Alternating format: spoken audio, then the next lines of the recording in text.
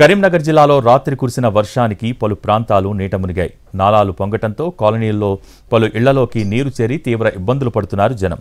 మంకమ్మ తోటలో ఇళ్లు బురదమయంగా మారాయి. స్మార్ట్ సిటీ పనుల్లో భాగంగా కరీంనగర్ జిల్లా గ్రంథాలయ పరిసరాల్లో నాలా లోతును పెంచుకుంటూ పోతున్నారని స్థానికులు చెబుతున్నారు. దీంతో ఇళ్లు, హాస్టల్స్లోకి వరద నీరు వస్తోందని చెబుతున్నారు.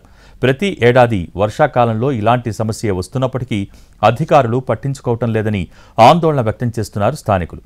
దీనికి సంబంధించి మరిన్ని వివరాలు మా ప్రతినిధి భాస్కర్ అందిస్తారు.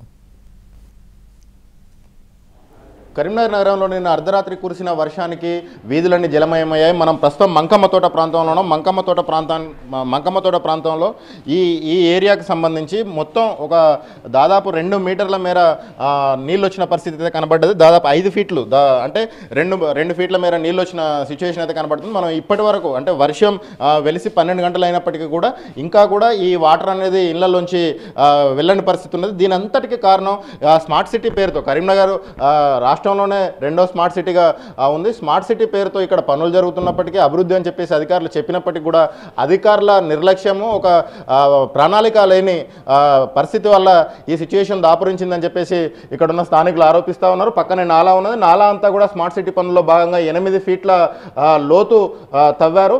అయినప్పటికీ ఈ ప్రాంతం వచ్చేసరికి ఈ ప్రాంతంలో 4 ఫీట్ల మేర పాతనాలానే ఉంది. ఆ పాతనాల ఉండడం వల్ల ఎగువ ప్రాంతం నుంచి వచ్చిన వరద నీరు, ఈ వర్షపు నీరు మొత్తం కూడా ఇళ్లలోకి చేరి ఇక్కడ ప్రజలు రాత్రంతా నిద్రపోకుండా బిక్కుమని గడిపిన సిచ్యువేషన్ అయితే కనబడుతుంది.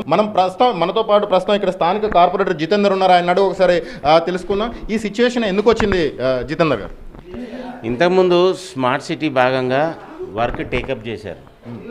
స్మార్ట్ సిటీ వర్క్ టేకప్ చేసి ఆ నుంచి 8 ఫీట్ల లోతుతో తీసుకెళ్ళడం జరిగింది. 8 ఫీట్ల నుంచి దాని వెడల్పు 16 ఫీట్లు 18 ఫీట్ల దాకా చేయడం జరిగింది.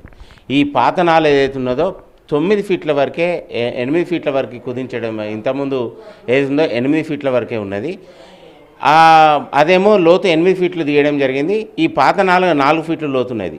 ఆ వాటర్ ఏదైతే వస్తుందో 8 ఫీట్ల ప్రెషర్తో ఇక్కడ వచ్చి రివర్స్గా కొడితే ఆ వాటర్ మొత్తం పక్కకు లెవెల్ మొత్తం పెరిగేసి పక్క గల్లీలలో నీళ్ళు నిండి పక్కకు మీరు చూస్తే వానికైతే యాజమాన్యం ఇంట్లో కూడా వాళ్ళ ఇంట్లో నీళ్ళు పోయాయి.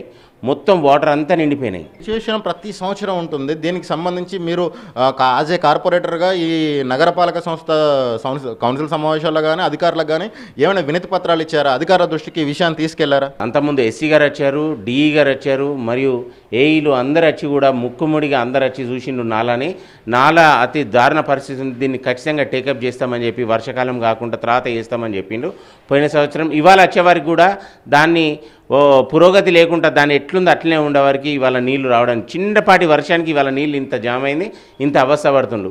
ఖచ్చితంగా ఇందులో ఇంజనీరింగ్ తప్పిదం కూడా ఉన్నది. ఎందుకంటే 8 ఫీట్ల నీళ్ళు తీసుకొచ్చి మీరు 4 ఫీట్లు 18 ఫీట్ల వెడల్పున్న డ్రైన్ని మీరు 8 ఫీట్లకు ఎట్లా కుదించిందని చెప్పి కూడా ఇంజనీరింగ్ విభాగాన్ని కూడా మేము ప్రశ్నిస్తున్నాం.